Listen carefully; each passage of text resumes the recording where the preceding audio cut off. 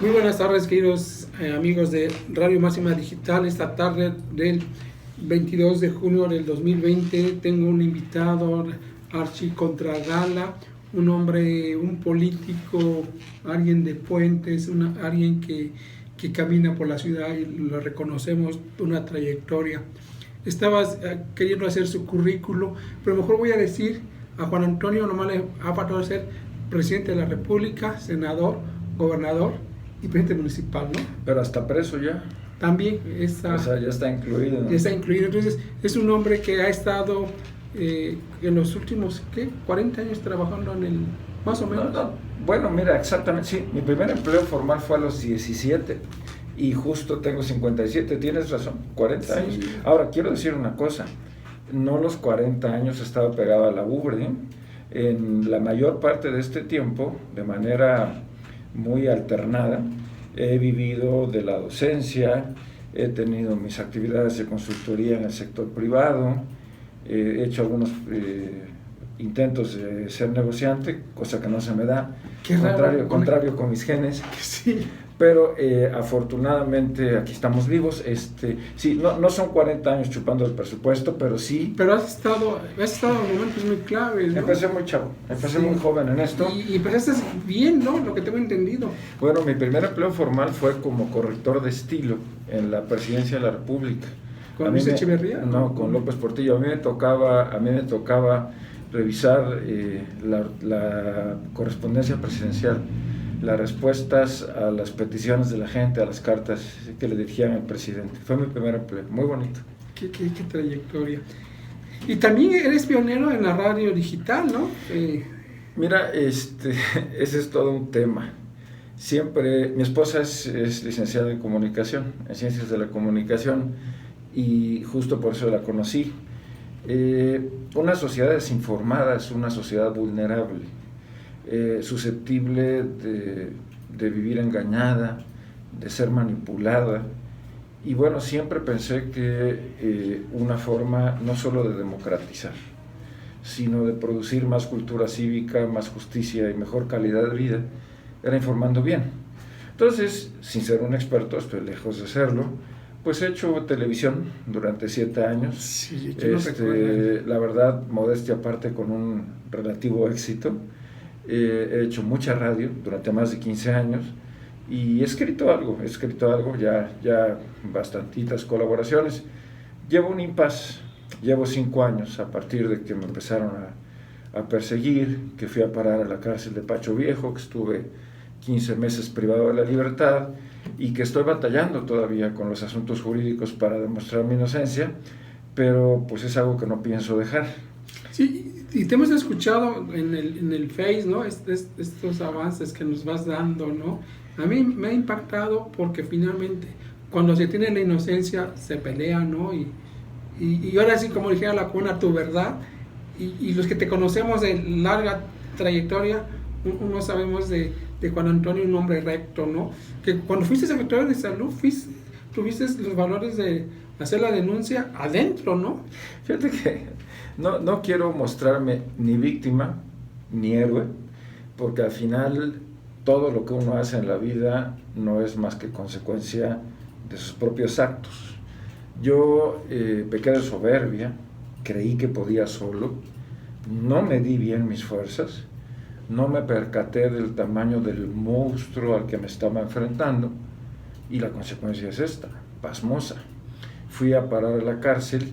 De hecho, la mayor parte de la gente que nos está viendo, nos está escuchando, seguramente pensará con toda lógica, y no tardan en llegar los comentarios, que soy un ladrón, que soy un envenenador de niños, que no tengo vergüenza por estar aquí.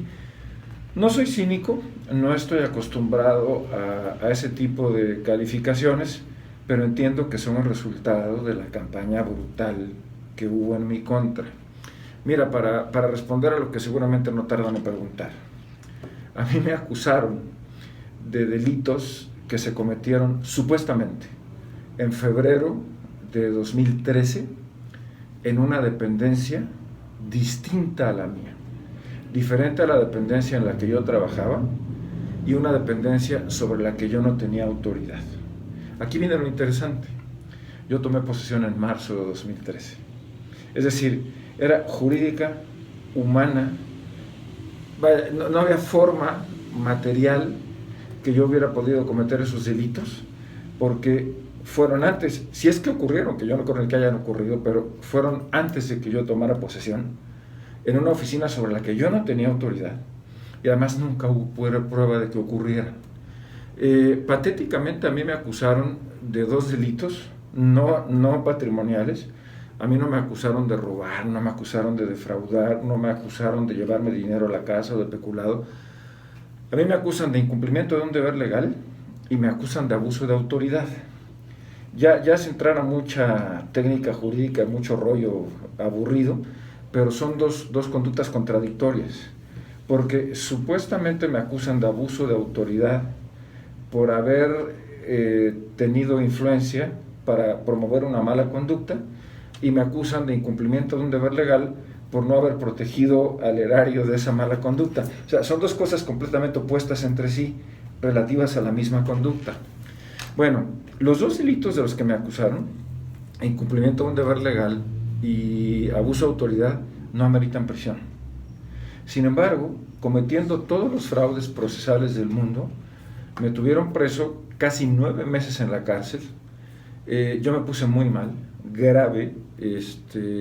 Durante 5 semanas le estuvimos suplicando al gobierno de Miguel Ángel Yunes que me dejaran ir al hospital, y me lo negaron, hasta que intervinieron la Comisión Estatal y la Comisión Nacional de los Derechos Humanos, emitieron una medida cautelar y ya me dejaron ir al hospital, no con gusto.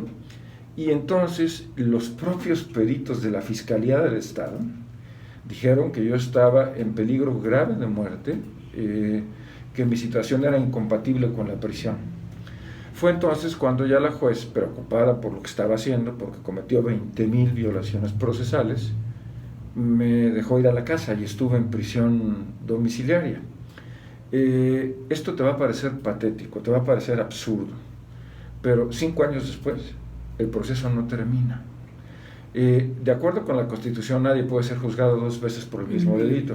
Sin embargo, en 2 ocasiones tuvo que celebrarse audiencia de vinculación a proceso, y en las 2 ocasiones, por fraudes procesales de la Fiscalía del Estado, y el juez en las 2 ocasiones dijo que no había delito que perseguir, que era evidente que no había cargos, que no había pruebas, que no había ninguna evidencia de que yo hubiera cometido no solamente los delitos de los que me acusaron, que me fabricaron, sino ningún otro. Bueno, pues no lo vas a creer. Al día de hoy, el asunto sigue en apelación porque la Fiscalía sigue apelando. Y escucha esto, por favor, escucha esto. Van 6 veces, 6, que el Tribunal Superior de Justicia devuelve el expediente al juzgado de origen porque dicen que está mal integrado.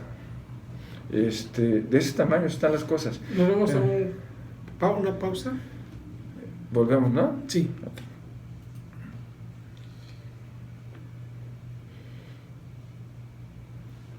Es increíble.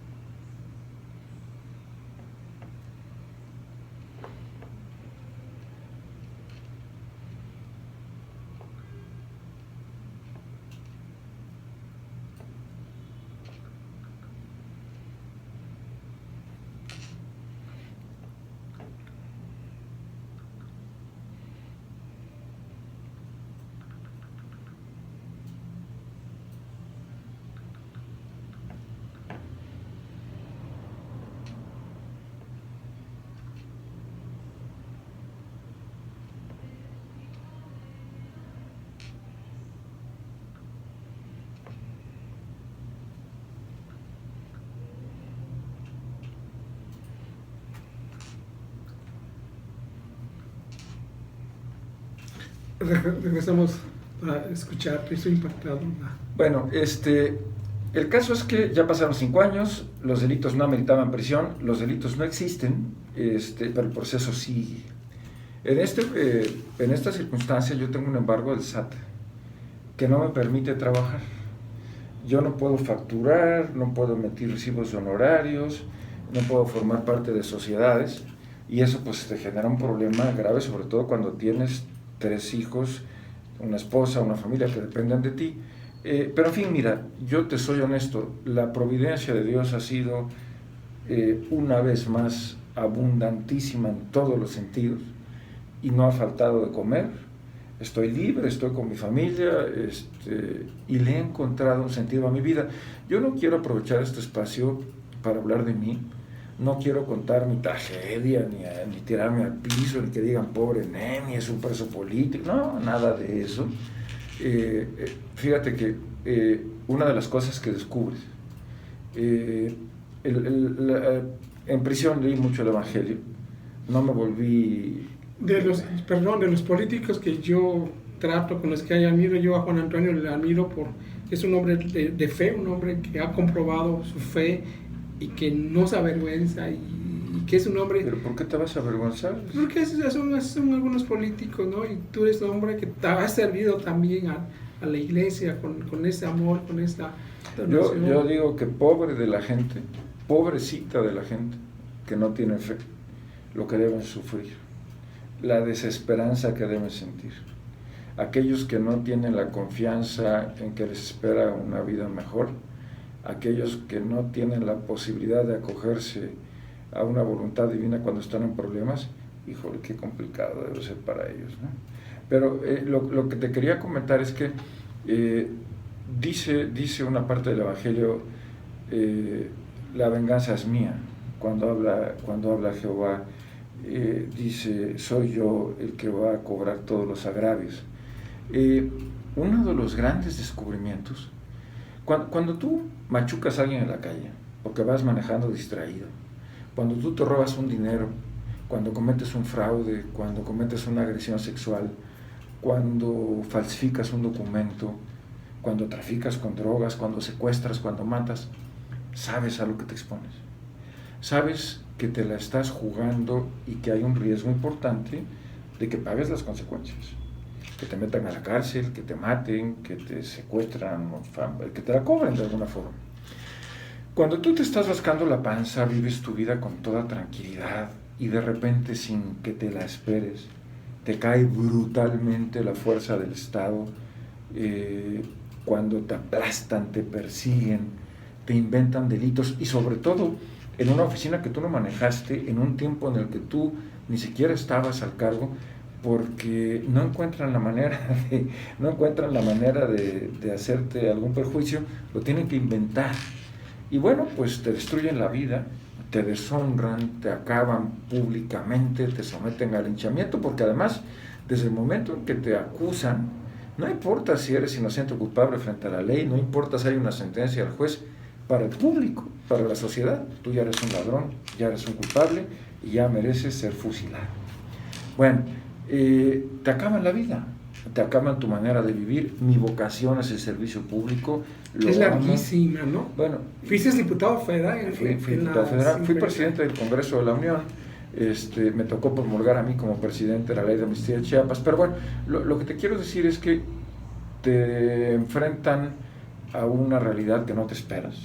Tú estás totalmente desprevenido, tú estás viviendo una vida normal y de pronto resulta que eres delincuente, y aquí es al revés, porque de acuerdo con la ley tú eres inocente hasta que se demuestre lo contrario. Bueno, pues está la podredumbre, la corrupción, la maldad de los ministerios públicos, el mando político de las autoridades sobre los jueces, sobre los fiscales, que aquí es al revés.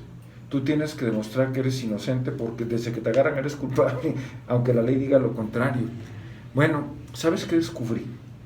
Que hay un nivel de daño que ni Dios quita. Las horas de insomnio, las lágrimas, la soledad, las cicatrices en el alma, el deterioro de las relaciones interpersonales, la afectación para tu familia, el estigma y el desprestigio para la gente que te quiere y te rodea, la persecución contra tus amigos, la persecución contra tus colaboradores, nada de eso tiene solución. O sea, yo voy a tener que pasar el resto de mi vida, no sé cuánto me quede, demostrando que no soy culpable, demostrando que fui acusado injustamente y sobre todo que esto se debe a razones políticas y a la locura de gentes que tenían poder, al afán de perseguir y de lucrar políticamente con fines electorales. Pero ante la imposibilidad de resarcir, cuando tú te das cuenta de que no hay venganza que sirva, tienes dos caminos: te ahogas en el rencor, te ahogas en el resentimiento, o decides se acabó y marcas una línea que te permita empezar de nuevo. Hay muchos periodistas, muchos pagados, tengo las pruebas, que no sabes qué cantidad de daño me hicieron.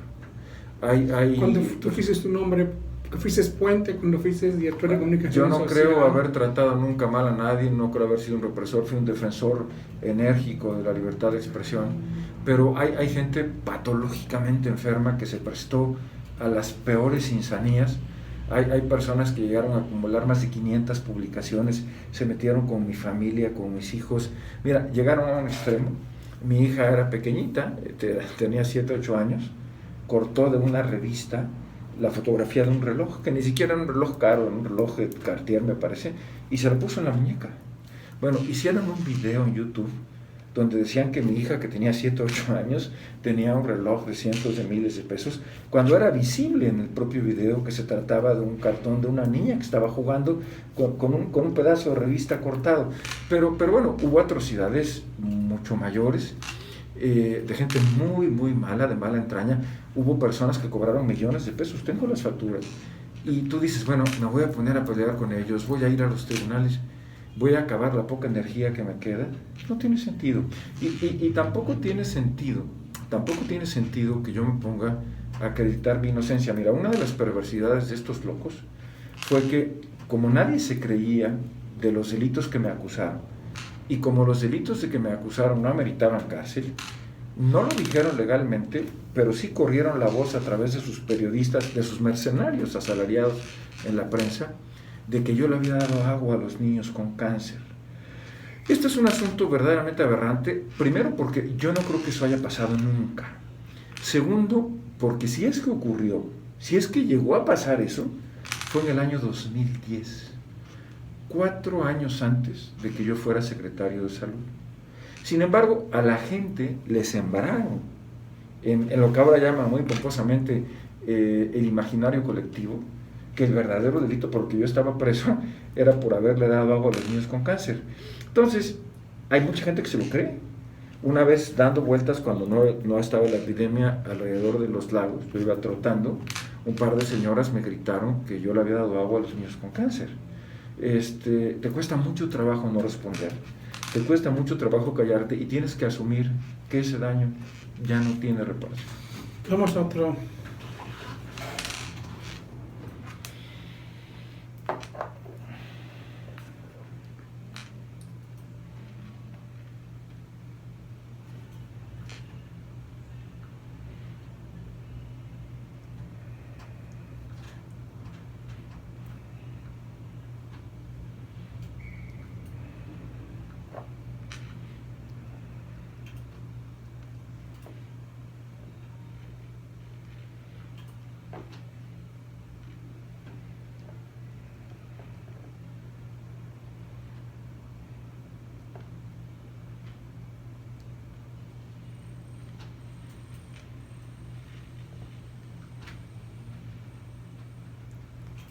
Regresamos.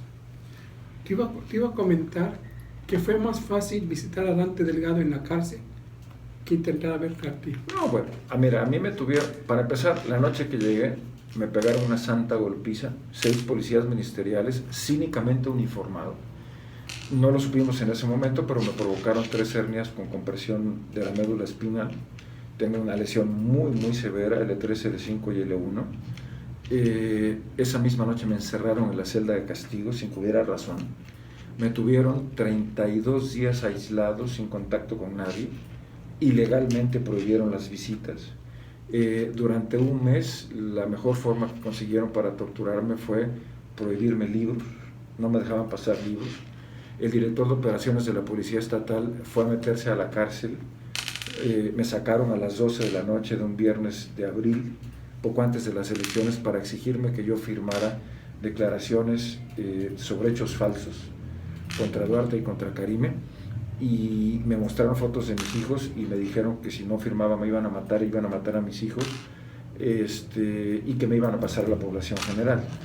El trato fue verdaderamente atroz, pero sabes que yo ya no quiero hablar de eso, porque debo aprovechar esta oportunidad para darle visibilidad a la realidad de lo que pasa en el sistema judicial, ¿no?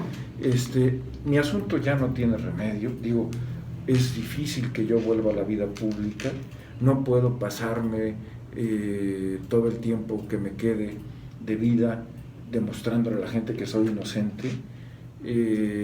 Tengo que asumir el costo de esta brutalidad, de este loco, de este psicópata, pero debo seguir hacia adelante y quiero aprovechar esta oportunidad para darle visibilidad a la gente de un problema grave que yo viví como preso.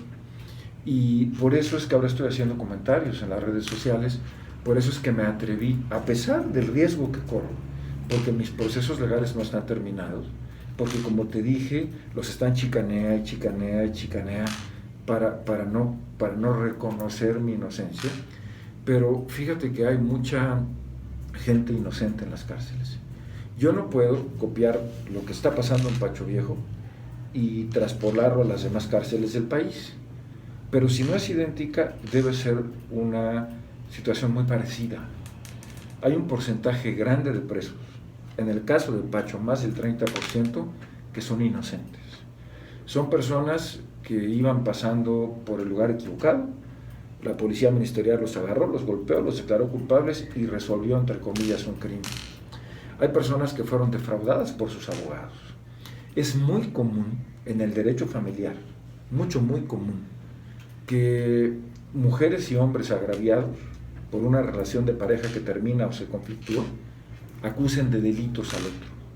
Entonces, hay muchos hombres y hay mujeres acusadas por sus cónyuges, por sus esposos y por sus concubinos, que están presos con delitos inventados, con el concurso, con el apoyo de abogados perversos, que de esa manera se vengan, o de esa manera le quitan bienes a la pareja, a la expareja, a la madre o al padre de los hijos. Hay varias mujeres que están en la cárcel para quitarles a sus hijos, pero hay un porcentaje importante, otro 30% más o menos, 33-35%, de gente que cometió delitos sin querer hacerlo. Personas que atropellaron a alguien sin querer, personas que de manera imprudencial cometieron un delito. Y te voy a contar una historia rapidísima. Un ingeniero del puerto de Veracruz, de origen muy modesto, que se esforzó, que estudió, que puso una fábrica que le producía empaques a las termoeléctricas de Mitsubishi que están en Tuxpan. Bueno, llegó a tener 20 y tantos empleados. Un día fue a visitar a un cliente en la ciudad industrial Bruno Pagliai de Veracruz. Se metió en sentido contrario porque no conocía el lugar y venía una camioneta. El conductor de la camioneta lamentablemente se murió, chocaron. Y bueno, este ingeniero está sentenciado por homicidio. Pero además, él no quería matar al otro muchacho. Es un homicidio imprudencial. Bueno, pues no se lo reconocieron como tal, le pusieron todas las agravantes, tiene una sentencia de 7 años. Y mira, la empresa para la que trabajaba cerró. Los 20 y tantos empleados se quedaron sin chamba. Las termoeléctricas de Mitsubishi tuvieron que cerrar durante 15 o 20 días mientras lograban traer las válvulas de Japón. La familia de este muchacho se desintegró. Y yo te pregunto, ¿en qué nos beneficia a ti, a mí y a las personas que nos escuchan el que él esté preso? No nos beneficia en nada. No es ninguna protección social, no es ningún sistema de reinserción. Y la parte peor de todas, la más canija. Hay un porcentaje de gente que está presa, que sí es culpable, que sí cometió delitos, que sí tiene un alto nivel de enfermedad, que sí son sociópatas, pero la cárcel no los está rehabilitando. Ellos están pensando cómo le van a hacer cuando salgan para seguir delinquiendo. Están pensando cómo se van a vengar. Y escucha esto, Ángel, hay muchos de ellos que desde la cárcel cometen delitos, que participan en la planeación de secuestros, que participan en la extorsión telefónica, que participan en la venta de productos ilegales. Entonces, el sistema penitenciario que tenemos realmente no existe, y aquí viene lo peor de todo. El índice de impunidad que hay en México habla de un 92%. ¿Esto qué significa? Que casi, escucha esto por favor, que casi 92 de cada 100 delitos que se cometen permanecen impunes, sin castigo. Entonces las cárceles están repletas, saturadas, de gente inocente, de gente que cometió delitos pero que no fueron a propósito y que ni siquiera puede reparar el daño, y de verdaderos delincuentes que lejos de estarse rehabilitando, se están poniendo cada vez más agresivos y que están siendo gentes de mucha peligrosidad que cuesta mucho dinero mantener dentro de las cárceles. Yo quiero visibilizar este asunto y por eso quiero aprovechar estos espacios para que la gente conozca esta problemática. El nuevo sistema de justicia penal fue diseñado para eso, para despresurizar a la cárcel, para que la menor cantidad de los asuntos fueran a juicio, para que la mayor cantidad de los daños se pudieran reparar, para que las cárceles no estuvieran tan llenas y sobre todo de gente inocente. Y ¿sabes qué? Lo han pervertido, porque ahora los jueces locales tienen una gran cantidad de poder y hacen las triquiñuelas del mundo.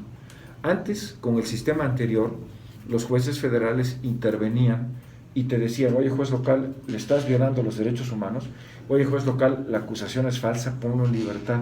Ahora, con el nuevo sistema, los jueces federales ya no tienen la capacidad de intervenir como tenían antes, y esto ha empoderado a los ministerios públicos y ha empoderado a los jueces locales, y la corrupción se ha multiplicado estrepitosamente. Y como en todo sistema nuevo, pues hay muchos vacíos, hay muchos errores, muchas fallas, y esto lo aprovechan las autoridades para tener presas a personas inocentes, para extorsionar.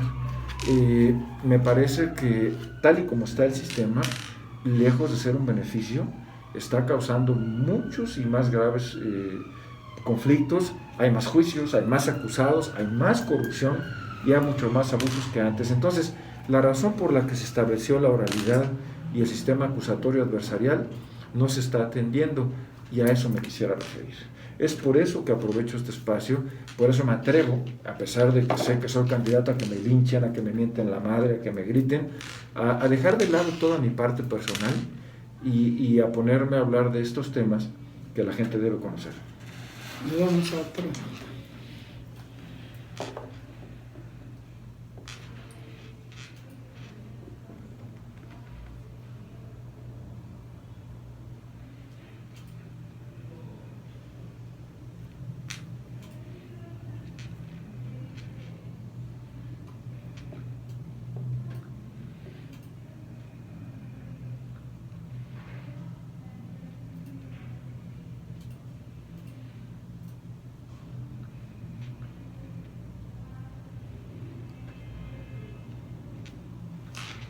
Como que todo esto sorprende, ¿verdad? Sí.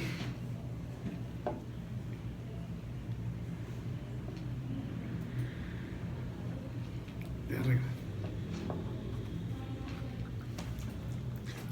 ¿Vas a escribir estas memorias? Sí, no en el plano personal. Insisto, no me quiero victimizar, no quiero ser una versión nueva de Chucho el Roto, pero sí es necesario replantear. Mira, esto es muy sencillo. Un país, una ciudad, un estado, una colonia, una unidad habitacional, un edificio sin leyes, sin un mínimo de normas, está condenado al fracaso.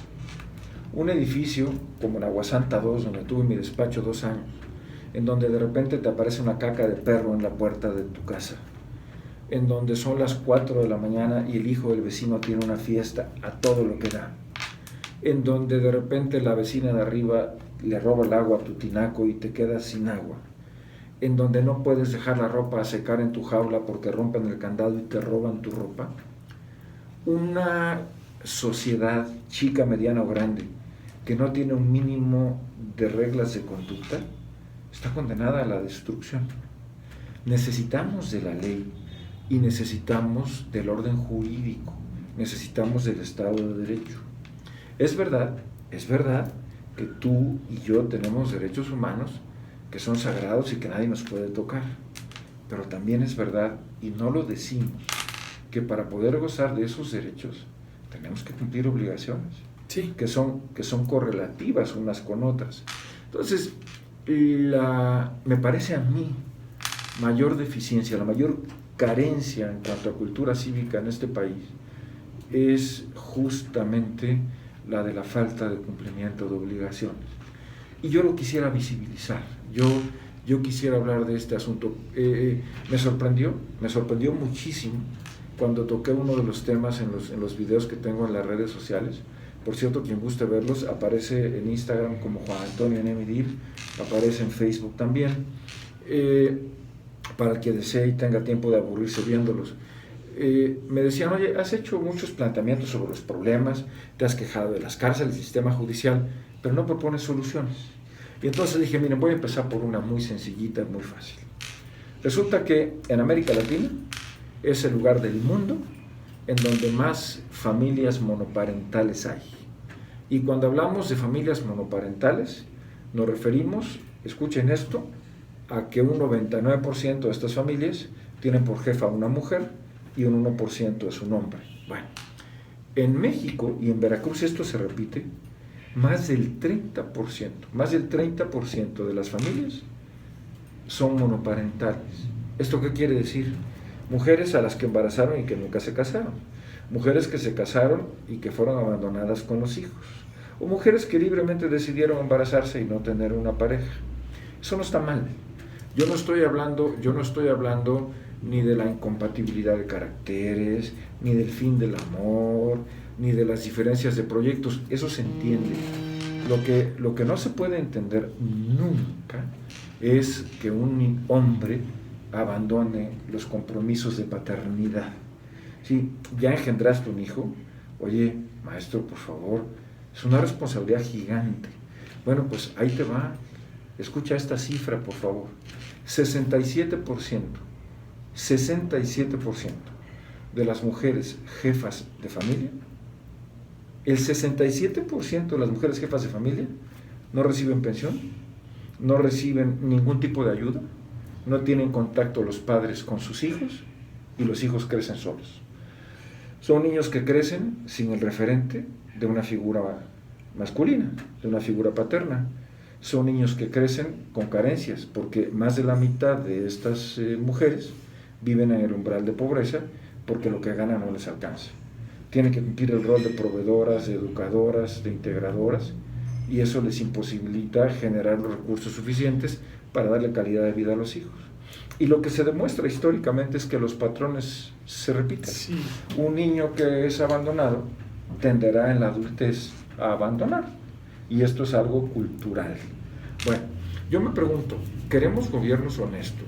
¿Queremos gobiernos eficaces? ¿Queremos ciudades limpias, ordenadas? Pero somos incapaces de mantener a nuestros hijos. Somos incapaces de ver cómo están los hijos que procreamos. Somos incapaces de ir a sus escuelas, de hablar con sus maestros, de darles valores, de compartirles un momento de afecto.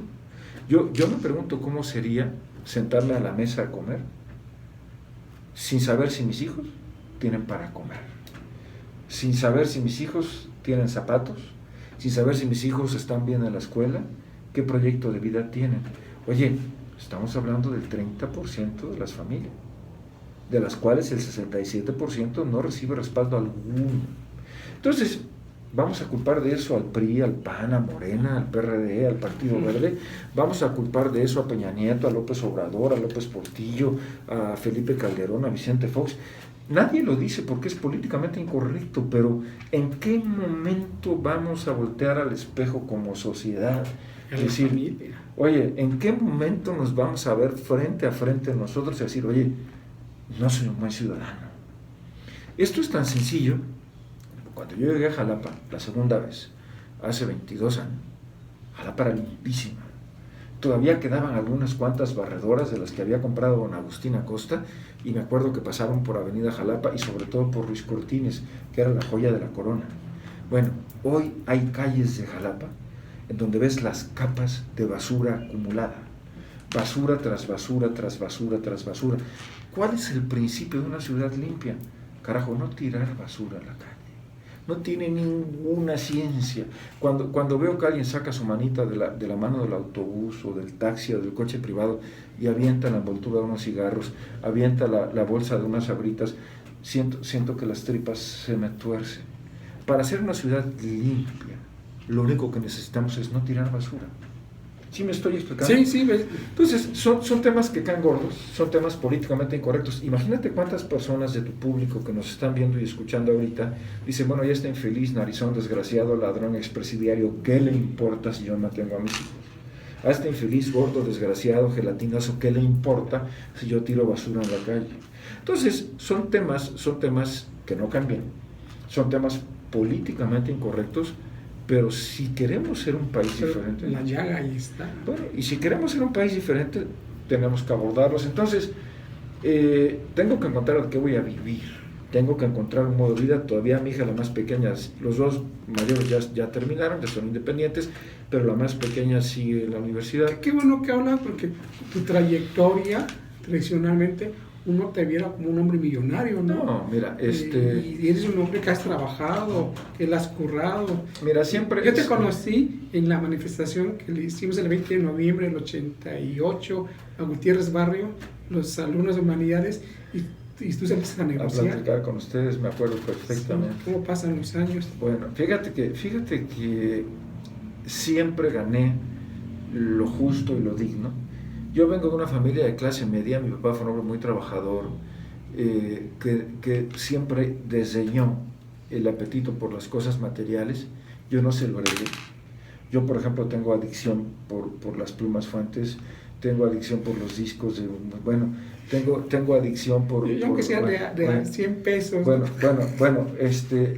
para mí, y es una estupidez. Digo, no tengo ninguna pluma millonaria, sí, pero tengo más plumas de las que puedo usar. No tengo ningún reloj millonario. Que estás viendo es un Orient. Pero yo hubiera querido ser como él y no tener aprecio por las... Si mi mamá y mis hermanas no le compraban una camisa, él jamás se la iba a comprar. Bueno, no crecimos pensando en residencias. Sí me gusta viajar, sí me gusta mucho comer, pero siempre ganamos lo suficiente para que los chamacos estudiaran inglés, para que pudieran tener una práctica deportiva en la tarde, para salir de vacaciones una vez al año. Yo tengo también el referente de Igualito. Mi hermano, pues igual, mi hermano mayor. Bueno, no somos una gente dedicada a enriquecerse. Y curiosamente, el patrimonio de 35 años de trabajo, ahora ya de 40, era un patrimonio modesto. Teníamos un par de terrenos, teníamos una casa, pues se acabó. Cuando yo cumplí 50 años, me di un capricho, me compré un cochecito, un Mini Cooper. Estando preso lo vendieron con 40,000 kilómetros a la mitad de lo que había costado. Yo tenía un estudio como con micrófono Shure. Bueno, con mi casa y Antonio Rodríguez Bazar. Déjame decirte, hasta los recubrimientos. Sí, me acuerdo, yo fui varias. Bueno, los vendieron, los tuvieron que vender. Y a la fecha no tengo resuelto el tema de que voy a vivir. Primero tengo que acabar con las broncas legales. Hoy vivo de prestado, con mucha vergüenza, no me apena decirlo. No estoy tratando de dar lástima porque tampoco se trata de eso, pero una vez que yo consiga resolver esa parte, que pueda yo resolver los problemas legales, sí pienso escribir, sí pienso dedicarme a darle una mayor formalidad a todos estos temas y a ventilarlos con la gente. Yo no me quiero vengar de nadie, yo no quiero acusar a nadie, yo digo, tendré inevitablemente, necesariamente, que promover asuntos legales, no con el ánimo de desquitarme, sino con el ánimo de resolver mis broncas. Por ejemplo, lo primero que pasó cuando me acusan es que los bancos me cancelan mi cuenta, me cancelan mi fondo de ahorro para el retiro. Yo no soy susceptible de hacer operaciones bancarias. Entonces, para demostrar mi inocencia, necesito pelearlo para que la banca, entre comillas, me perdone, porque si tú no tienes un pinche crédito en este país y no tienes una tarjeta y no tienes una cuenta, no eres nadie. necesito facturar cuando haga un servicio de consultoría, necesito expedir un recibo de honorarios si es que doy clases para poder cotizar la seguridad social. Entonces, sí, voy a continuar por esa vía jurídica, pero no con el ánimo de acusar a nadie, sino de resolver las broncas que estoy heredando, ¿no? De reconstruir una vida. Exactamente, y no sé si me alcanza el tiempo, ya voy a cumplir 58 años, tampoco creas que es demasiada la energía, el desgaste es mucho. Oye, ¿y tus parientes de Siria? Mira, ha sido muy trágico porque la familia se desperdigó. Tengo 4 primos en Alemania, tengo varios en Ucrania, tengo algunos en Líbano, pero la mayor parte de ellos siguen en Siria. ¿Porque el origen es libanés o sí? Mira, la distinción entre Líbano y Siria es un poco subjetiva, porque Líbano... Les decían turcos, ¿no? Por el imperio. El imperio otomano. Sí. Líbano es la creación que hacen los franceses y los libaneses de la porción cristiana de esa región del Medio Oriente que equivale a Fenicia. Mis 4 abuelos eran sirios, pero eran sirios cristianos. El 10% de la población de Siria es cristiana. Entonces, yo tengo primos hermanos, nacidos en Líbano, que hablan el mismo idioma, que comen lo mismo, pero que son de un país diferente. Lo que llaman una frontera artificial, porque finalmente la frontera entre Siria y Líbano es el resultado de un capricho internacional. Entonces, es un tema... Pero hay comunicación entre ustedes, sí, tengo todo entendido. Todo el tiempo hablamos. ¿Ya nos vamos o todavía nos queda otro tiempo? Vamos a otro corte.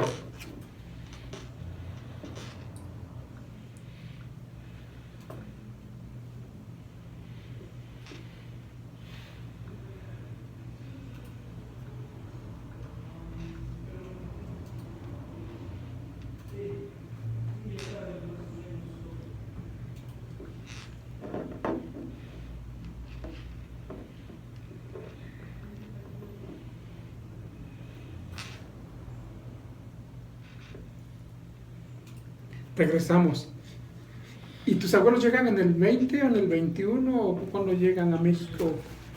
Mi papá nace en el 28, en Córdoba, en el Patio del Progreso, frente al Mercado Revolución, junto con 2 de sus hermanos.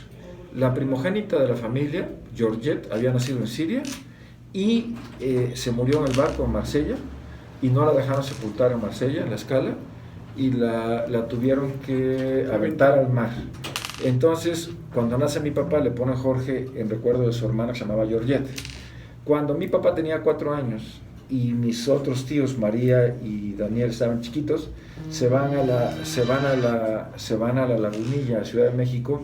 Mi abuelo pone un puesto de ropa en Ciudad de México y, sorpresa, se gana el premio mayor de la Lotería Nacional, 1,000 pesos en oro. Entonces, con ese dinero, mi papá compra 500 pesos de acciones de la compañía petrolera El Águila y con los otros 500 se regresa a Siria, ya como un hombre rico, 500 pesos oro.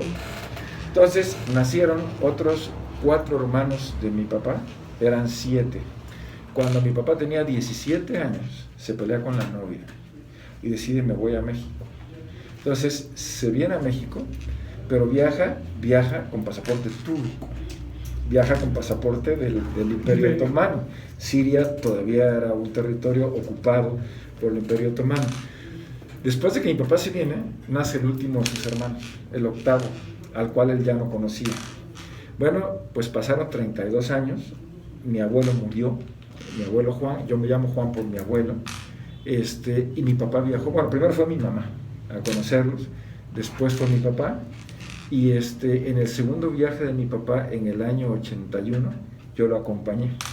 Fui el único de los 5 hijos de mi papá que conoció a la abuela, aunque conocerla es un decir, porque ella no hablaba español, yo no hablaba árabe, y fueron solamente 15 días. Pero bueno, tuve contacto físico con ella. Mi papá, pues mexicano, bueno, y aquí viene lo interesante, el segundo hermano de mi papá, que también nació en Córdoba, en el Patio del Progreso, fue ministro y fue miembro del Consejo de Estado de Siria hasta que se murió. Pero esto es muy curioso porque él era un miembro muy prominente y muy respetado del Partido Comunista Sirio. Él fue preso político, tenía las uñas de los dedos arrancadas, la nariz desbaratada, al estilo de la tortura en Medio Oriente, era abogado. y él murió como una persona muy prominente de la política siria. Tenía un traje, todas las noches mi tía se lo cepillaba y tenía un departamento de 6 metros cuadrados, o sea, una perrera verdaderamente, un hombre realmente muy congruente con sus convicciones, y era muy respetado en la vida pública de Siria, muy respetado. Además, curioso, pero era el único cristiano, no era cristiano, era ateo, pero era de origen cristiano, y por lo tanto era el único representante de ese 10% de la población en el Consejo de Estado de Siria, en una realidad completamente distinta a la que estamos viendo de lo que pasa hoy en ese país. Pero eso es tema de otras charlas. Oye, pero también yo también sé, porque lo vi, el respeto que tenía don Gonzalo Aguirre Beltrán. Bueno, a ver, don Gonzalo, que es probablemente uno de los intelectuales más grandes que ha dado este Estado al mundo, que lamentablemente ha sido injustamente defenestrado por la antropología progresista de izquierda porque dicen que tiene un pensamiento burgués. Don Gonzalo, un hombre de formación médica que de manera autodidacta desarrolló las más y hasta la fecha insuperables tesis sobre el indigenismo en México, reconocido como su mentor y su maestro por gentes de la talla de Bonfil Batalla, fue suegro de mi hermano. Y entonces yo lo pude conocer y tratar, no con la intensidad que yo hubiese querido. Era un hombre sumamente ocupado, tenía una larguísima... Yo fui su último becario. Claro, una larguísima trayectoria, y si se trata de reconocimientos, es a ti a quien hay que significar que don Gonzalo te apreciaba de una manera muy especial. Yo hubiera querido tener más contacto con él, pero pues era un tipazazazo, y su obra no ha sido valorada lo suficiente, pero don Gonzalo proponía, y esto es algo maravilloso, conseguir la mixtura de la cultura originaria sin renunciar al progreso. Porque esta tesis de que hay que cancelar la tecnología, de que hay que cancelar todo aquello que rompa con el origen, me parece absurda. Tú no puedes, en el ánimo de conservar la pureza, privar a la gente de los beneficios del desarrollo. Y para los puristas del indigenismo y de la cultura tradicional, pues eso es aberrante. Pero, a ver, el hecho de que una gente pueda usar celular no significa que renuncie a su lengua materna. Entonces, para mí, don Gonzalo fue... Yo me acuerdo mucho que tú eras diputado federal y le mandaste un libro, no recuerdo de qué... De Agustín Basabe. Y le dio un gusto de que Juan Antonio... don Gonzalo era poco expresivo, Sí. Pero cuando le llegó el libro y que tú se lo habías mandado así como que Juan Antonio, yo fui testigo en 93, 94. 93 por ahí, sí. Yo nunca había visto a don Gonzalo tan alegre de recibir un libro, ¿no? Y que venía de tu parte. Pero además él era muy amigo del presidente Echeverría, sí. Muy amigo de todo, o sea, todo el mundo lo respetaba. Y algo muy curioso, que en aquel entonces todavía se podía. Él fue simultáneamente, algo que hoy está prohibido por la ley, subsecretario de Educación Extraescolar de la Secretaría de Educación, y fue al mismo tiempo director general del Instituto Nacional Indigenista. Y él no cobraba el sueldo de subsecretario porque decía que con un sueldo era suficiente, pero a pocos saben que fue un superrector de la Universidad Veracruzana. Digo, fue un tipazo con una trayectoria que amerita un mayor reconocimiento. Yo lo último, yo vi testigo cómo Dante le regalaba un coche iniciando el año, y él, yo no necesito coche de Dante. Oye, ya nada más falta una receta de cocina.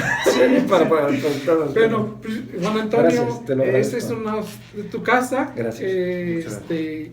Tienes mucho que hablar, los micrófonos quedan a tus órdenes. Muchas y agradezco porque tú eres un pionero en este mundo de la radio digital en Veracruz, y que hayas estado con nosotros. Para mí me honra mucho tenerte en esta mesa.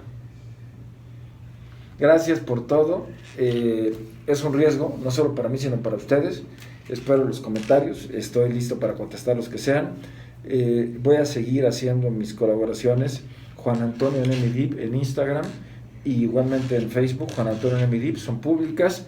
Y bueno, les quiero compartir lo que pasa en este país. Gracias. Oye, un detalle, perdón por el abuso, 10 segundos. Miren, dicen los europeos, que son los que más éxito han tenido en el combate al coronavirus, que no hay que permitir que nos mate la paranoia, pero tampoco hay que permitir que nos mate la indolencia. De acuerdo a todas las modelaciones estadísticas, de acuerdo a todas las evidencias prácticas, Veracruz está viviendo el peor momento, pero aguas, de contagio.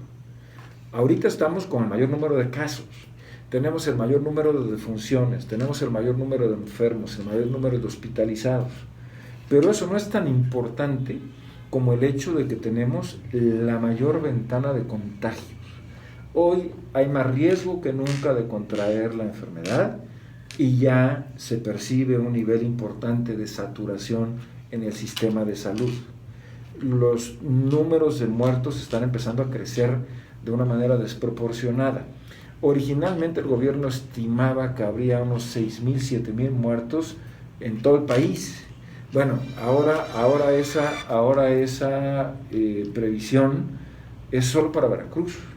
Veracruz puede, si siguen las cosas como van, llegar a tener más de 6,000 muertos, y esto no es culpa de la autoridad, no es culpa de nadie, y la única forma de evitarlo es tomando las medidas de control. 1,5 metros de distancia de la gente. Yo sé que las personas tienen que salir a trabajar, usar un cubrebocas obligatorio, de preferencia lentes, porque a través de las mucosas de los ojos también se puede contraer la infección, y obviamente utilizar los mecanismos como son el gel, el lavarse con jabón, el alcohol. Lo mejor es lavarse con agua y jabón, porque el riesgo de contagio es muy alto. No alarmarse de más, hay que regresar a la vida normal, yo lo entiendo, pero es una etapa sumamente peligrosa, y ya que estamos aquí, pues lo comento. Gracias. Gracias a ti, perdón por el abuso del tiempo. Buenas tardes. Voy a llamar al director para que saquemos una